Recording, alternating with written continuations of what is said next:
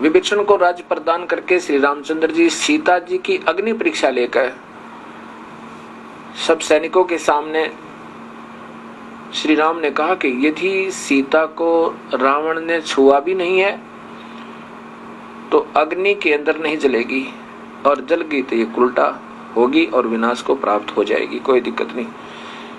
ऐसा ही अग्नि के अंदर सीता को बैठाया गया।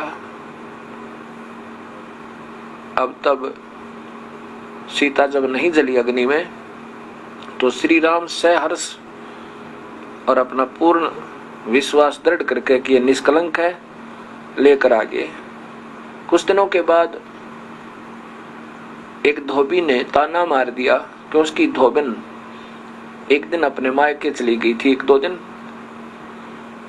और वापस आई तब उसको कूट रहा था रात्रि ने कि मैं इस दशरथ पुत्र रामचंद्र जैसा नहीं हूं जिसकी पत्नी 12 वर्ष रावण की कैद में रही और फिर घर पर रख लिया।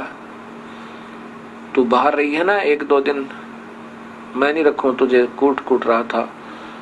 अब श्री राम ने वो सुन लिया, क्योंकि रात्रि के समय श्री रामचंद्र जी राजा हो गए थे। राजा अपना भेष बदल कर अपने प्रजा के गुप्त दुखों का ज्ञान किया करता था।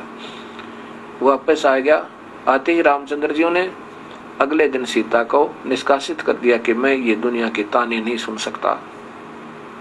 कोई बात हुई या ये मर्यादा पुरुषोत्तम निकाल के देखो, अपनी गर्भवती पत्नी ने कोई आज अपने करता है करने भाव इस मर्यादाओं को नहीं, ये इनके भी बस की बात नहीं थी। तो काल ने पहले ही इनको पीड़ित करने के लिए और नारद जी के श्रापवश ये अपना कर्म भोग रहा था विष्णु जी।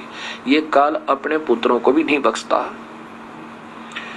सीता निकल गई, महर्षि वाल्मीकि जी की कुटिया में जाकर वहां अपना जीवन व्यतीत किया। और वहां एक पुत्र और हुआ जो ऋषि ने एक कुश आते यानी डाब से बना दिया था, उसका नाम कुश रख दिया। पहले का नाम लव रखा। लव और कुश नाम के 2 पुत्रों को लेकर के उनका पालन पोषण करती हुई तब वो जवान हुए, और अंतिम सांस तक जिस व्यक्ति के, जिस मनुष्य के, चलो हम उनको भगवान तो हैं ही, 3 लोक के मालिक हैं, और जिसका परिवार बेटा बेटी छोटे छोटे बच्चे और पत्नी दूर रहे सारी उम्र, तो वो कितना सुखी हुआ होगा। चाहे राजा के चाहे महाराजा बन जा। एक अयोध्या का छोटे से टुकड़े का राजा था वो श्री रामचंद्र जी। और फिर जो उसके अपने बच्चे तो घर नहीं, अपना तो परिवार बर्बाद, और दुनिया की मर्यादा और पालन पोषण करे। अब ये नहीं कि श्री राम बुरे थे, उनकी आत्मा बहुत विनम्र थी, लेकिन वो काल के वश हैं। ये काल ऐसे नचा रहा है, इनका पहले ही प्रारंभ ज्यों का ही तो लिखा हुआ था, इसमें कोई फेर बदल नहीं होगा उसका। और अंतिम सांस में भी इनका मिलन नहीं हुआ, ना सीता का मिलन हुआ और ना ही अपने पुत्रों का।